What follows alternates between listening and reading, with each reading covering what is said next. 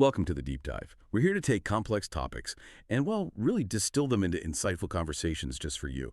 Today, we're tackling a subject that carries immense weight and importance: how medical professionals actually approach assessing and treating suicidal behaviors.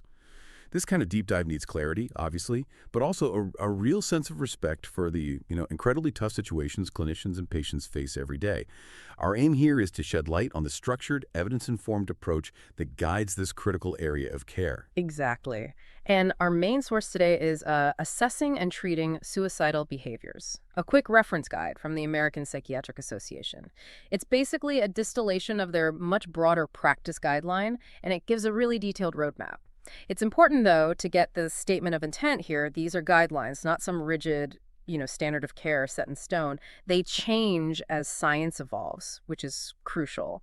And importantly, there's no commercial funding influence. So our goal is just to pull out the key insights, give you a clearer, sort of more nuanced picture of this essential practice without hopefully drowning you in jargon. Okay, let's unpack this then. When a clinician first encounters someone who might be struggling, what's the very first step? Like, what are they looking for right off the bat? Well, the initial phase is really comprehensive. It's all about conducting a thorough psychiatric evaluation. This isn't just, a quick chat. It's a deep dive itself. Clinicians are trained to spot specific psychiatric signs and symptoms. So yes, looking for diagnoses, but also zeroing in on things like anhedonia, that profound inability to feel pleasure, or intense inner distress, which they call psychic anxiety. Anhedonia, psychic anxiety. Okay. Yeah. And other critical signs like impulsiveness, hopelessness, or what's called global insomnia, really severe, widespread sleep problems. These aren't just symptoms in isolation. They significantly shape the assessment of suicide risk. Wow, that sounds incredibly holistic. It's like building a complete kind of a life map for the person, looking at symptoms in their whole context. Oh, precisely. And beyond the current symptoms, they also meticulously assess past suicidal behavior, really look into it. For every past attempt, they gather details: what led up to it, the timing, the person's intent, the consequences, how medically serious it was, if substances like alcohol or drugs were involved, the interpersonal side of things. Right. But what's really vital is understanding the patient's thoughts about the attempt.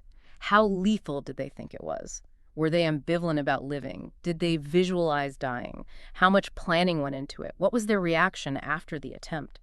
It's digging into that internal world. So it's not just what happened, but the subjective reality of it for that person. Exactly. And this deep dive also includes reviewing past treatment history, both psychiatric previous diagnoses, hospital stays, any history of suicidal thoughts, and medical history like serious past attempts or chronic physical conditions. They also try to gauge, the strength of past and current therapeutic relationships. How connected did they feel? Another key piece is appreciating psychological strengths and vulnerabilities. How do their coping skills, personality traits, their way of thinking, their developmental stage, how does all that affect risk and potentially the treatment approach? And then there's the current psychosocial situation and the nature of any crisis. Are there immediate stressors like financial problems, legal issues, interpersonal conflicts, big losses, housing instability, job loss, failing at school, even specific stressors faced by, say, gay, lesbian, or bisexual youth? And finally, they look into family history, suicide, mental illness, substance use, dysfunction within the family. It really is a comprehensive picture that informs everything else. That is an incredibly detailed foundation. Yeah. So once that's laid, how do clinicians specifically approach the very sensitive topic of suicidal thoughts themselves? That feels like a conversation needing immense care. It absolutely does. The next crucial step is to specifically inquire about suicidal thoughts, plans, and behaviors. Very directly, but gently. Often, this starts by trying to elicit suicidal ideation using open-ended questions. Things designed to carefully open that door, like, how does life seem to you at this point? Or, have you ever felt that life wasn't worth living? Yeah. Or even, did you ever wish you could just go to sleep and not wake up? Those feel like powerful, empathetic ways to begin that kind of conversation. They are. And once that door is sort of open, they focus on the specifics. What's the nature of the thoughts? How often? How intense? The timing? The context? Sometimes this means talking to family or friends if the patient consents, especially if they've noticed concerning behavior, maybe a recent gun purchase, or if the patient has shared alarming thoughts with them. Right. Involving others carefully? Yes, carefully. And this comprehensive view also means considering the patient's state right then. For instance, a really critical point the guide makes is the need for reassessment if the patient was intoxicated during the first interview. Their judgment and perception of risk might be quite different when sober. That makes total sense. Now, here's something that often surprises people. The guide mentions that suicide assessment scales actually have very low predictive value. So if they're not really predicting future behavior, what is their value? What does that tell us about how dynamic this all is? That's a really crucial point.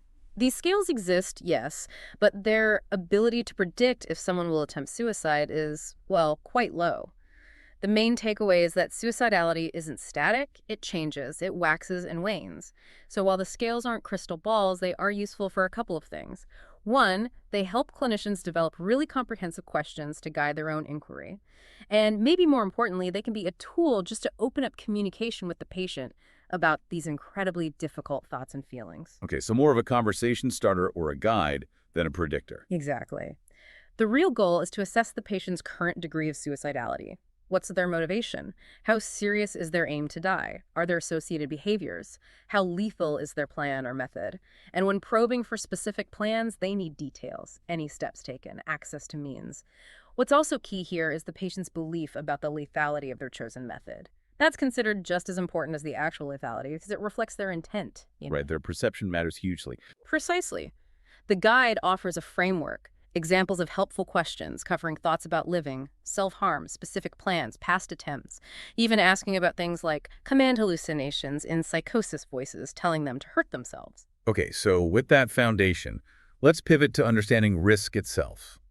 The guide lists so many factors that can either increase or decrease someone's vulnerability.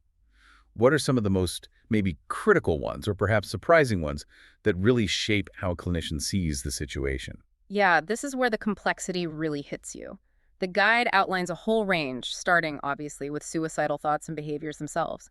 Current or past thoughts, plans, attempts, including ones that were stopped or interrupted, how lethal they were, the intent behind them. The more explicit and dangerous, the higher the immediate worry. Makes sense. Then, psychiatric diagnoses are critical. Lots of mental health conditions increase risk, but the guide specifically flags things like major depressive disorder, bipolar disorder, especially the depressive or mixed episodes and conditions like borderline personality disorder. Often the key insight here is the combination severe mood shifts plus impulsivity plus intense emotional pain. That mix can lead to really rapid escalation, making them particularly high-risk situations. And having more than one disorder at the same time, what we call comorbidity, that also significantly bumps up the risk. So not just one challenge, but often a mix, especially those involving intense emotional states. What about physical health? We tend to separate mind and body, but the guide seems to link them strongly here. It's such a powerful reminder, isn't it, how interconnected it all is. The guide points to a range of severe or chronic physical illnesses as major risk factors, things like neurological disorders, MS, Huntington's, brain or spinal injuries. Also, life-altering conditions like cancer or HIV/AIDS, and especially chronic pain syndromes. The core idea is how these conditions can lead to just persistent suffering, loss of function, and this deep sense of hopelessness, which dramatically increases vulnerability. That's a stark reminder, yeah. Body and mind aren't separate at all. What other parts of someone's life might increase risk beyond their personal health? Well, psychosocial features are really important, like recent lack of social support, maybe living alone, unemployment, a big drop in socioeconomic status, poor family relationships, domestic violence, or recent really stressful life events, losing someone, losing a job. Childhood traumas, too, specifically sexual and physical abuse, are flagged as long-term risk factors that can make someone more vulnerable down the line. And then there's the genetic and familial piece. A family history of suicide, especially in close relatives like parents or siblings, and also a family history of mental illness or substance use disorders. These significantly increase risk. It paints this picture of like intersecting vulnerabilities. Yeah. As you list these, I'm thinking, wow, it must be incredibly challenging for a clinician to weigh all of that in a crisis moment. Is there a hierarchy? Or is it more holistic, almost intuitive? That's a great question. It really gets to the art of clinical judgment. There isn't a strict formula, but clinicians learn to weigh the immediacy and severity of certain factors. Current intent and access to lethal means are obviously huge immediate concerns. It's more of a dynamic, holistic assessment where they're constantly putting pieces together. In terms of psychological features, the guide highlights hopelessness, that psychic pain we mentioned, severe or constant anxiety, panic attacks, feelings of shame or humiliation. Another one is extreme narcissistic vulnerability, basically, a very fragile self-esteem that can shatter under perceived criticism or failure, leading to intense distress. And for behavioral features, things like impulsiveness, aggression, including towards others, and agitation are key warning signs. So how someone thinks and processes things can itself be a risk factor. You mentioned cognitive features. Precisely. Cognitive features include things like a loss of executive function, trouble with planning, impulse control, making decisions, or thought constriction, which is like having tunnel vision, finding it really hard to see any alternatives or solutions. Polarized thinking, seeing everything as black or white, all good or all bad, also limits perceived options. And then demographic features show up in the data too. It's important to remember these are correlations, not direct causes, and they're just part of a much bigger picture. But factors like male gender, being widowed, divorced, or single, especially for men and certain age groups. The elderly often have the highest proportionate risk, while adolescents and young adults see the highest numbers of suicides. Race, like being white, and sexual orientation, like gay, lesbian, or bisexual, are also noted demographic factors in the data. And finally, additional features like easy access to firearms or being under the influence of substances. Those are critical immediate risk factors. It's good to hear about protective factors too, though. It offers a bit of balance, a glimmer of resilience maybe. Absolutely. The guide is careful to contrast these risks with factors associated with protective effects, things that buffer against suicide risk. These include having a strong sense of responsibility to family, feeling generally satisfied with life, having good problem-solving skills, strong social support, and maybe most importantly in this context, a positive, trusting relationship with their therapist or doctor. Hmm. Those are things to build on. Exactly. Often those are the very things clinicians try to strengthen during treatment. And just to give a sense of the scale of risk, the guide uses something called a standardized annual mortality ratio, or SMR. It's a statistic that shows how much more likely a specific group is to die by suicide compared to the general population. It really puts things in perspective. For instance, people with previous suicide attempts have an SMR of 38.4, meaning their risk is over 38 times higher than the general population. That really underlines the severity of that history. Wow, okay. So what does all this assessment mean for the actual care? Once they have this comprehensive risk picture, what are the immediate steps to ensure someone's safety, especially if they're in crisis? Right. Once that assessment is done, the absolute immediate priority is attending to the patient's safety. This involves very practical steps, things like screening patients for potentially dangerous items that might mean searching them, using metal detectors in some settings. If the patient is in the hospital, it means removing potentially hazardous things from their room, securing their belongings, basic safety measures. Okay. And in emergency rooms or inpatient units, clinicians will consider intense observation, maybe one-to-one staffing, or continuous video monitoring until the risk is fully assessed, or if the risk is clearly significant right then. That makes perfect sense for immediate safety. Eh, And where does this treatment usually happen? How do clinicians decide the right setting, like inpatient versus outpatient care? The guiding principle when determining a treatment setting is always to use the environment that is least restrictive, but most likely to be safe and effective. It's a balance. The guide gives pretty clear scenarios. For example, hospital admission is generally needed after a violent or near-lethal attempt or one that was clearly premeditated, or if the person still has a persistent plan and intent to die. Right. On the other hand, outpatient treatment might be better if there wasn't an attempt. Maybe the suicidality was a reaction to something specific and their perspective has shifted, the plan or method wasn't highly lethal, and they have a stable, supportive living situation and can actually follow through with appointments. It's a careful judgment call. It sounds like balancing safety with trying to maximize the patient's autonomy and comfort when possible. So moving beyond just immediate safety, what's the broader plan for ongoing care? It has to be more than just crisis management, right? Oh, absolutely. The ongoing psychiatric management is really multifaceted. Foundational to everything is establishing and maintaining a therapeutic alliance, building that trust and collaboration with the patient. From that base, clinicians develop a comprehensive, individualized treatment plan. They have to weigh the pros and cons of different options, always considering the patient's own preferences. And it's critical to address any co-occurring substance use disorders because those can really complicate things. So very personalized, very collaborative. How do they help ensure the patient actually, sticks with the plan? Adherence can be tough. Yeah, that's where promoting adherence to the treatment plan comes in. A big part of that is creating an atmosphere where the patient feels safe to talk openly about what's working and what's not, the good and the bad of their treatment. Maintaining that positive relationship is key. Providing education to both the patient and their family is also essential, helping them understand the illness, the treatment, the warning signs. Empowering them. Exactly. And critically, the guide stresses coordinating care and collaborating with other clinicians. If multiple people are involved, therapist, psychiatrist, primary care doc, they need clear roles, regular communication, and a shared crisis plan.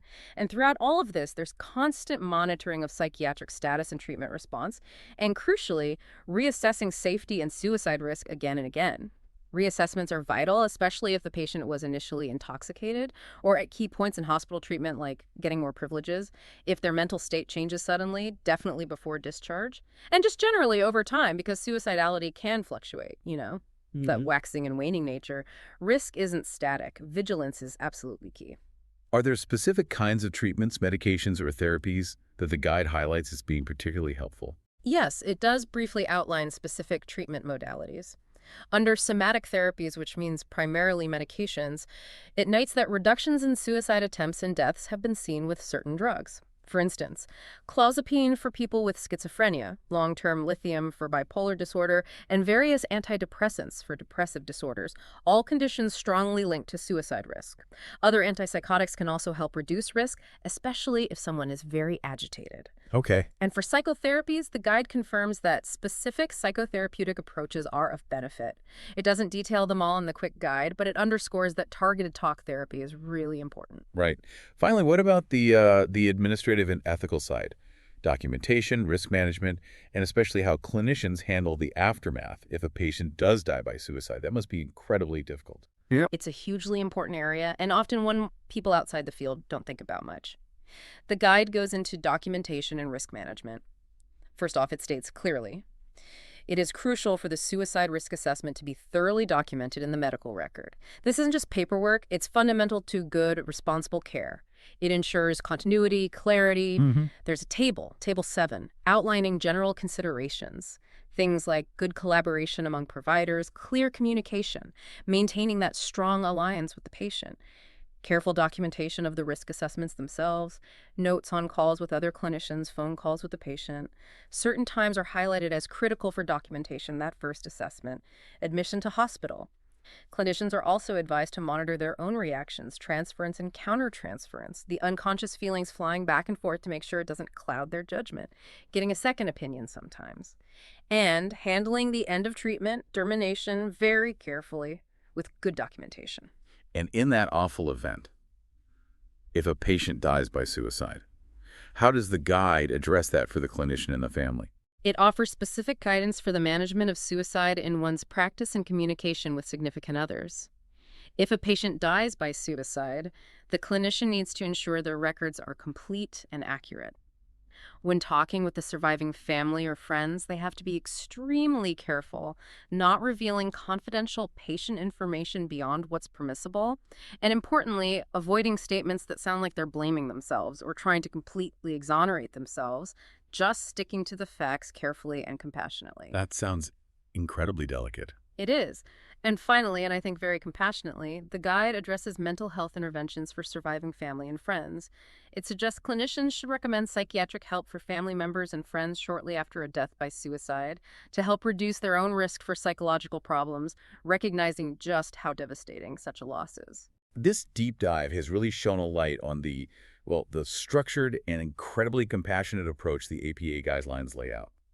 from that first detailed evaluation to immediate safety steps, through ongoing personalized care, and even considering the aftermath. Yeah. It's clear there's immense diligence and a really holistic view involved. And these guidelines, while really thorough, are also living documents. They evolve as we learn more. They're designed to support clinicians making these incredibly complex, often life-saving decisions, and to ensure a consistent evidence-based standard of care while still being flexible for each individual person. This deep dive into clinical guidelines, it reveals more than just a medical process. It shows a profound commitment to understanding the whole person, their past, their present, their potential future. It really asks us to consider the immense value placed on every single life and that intricate web of factors contributing to mental health and well-being.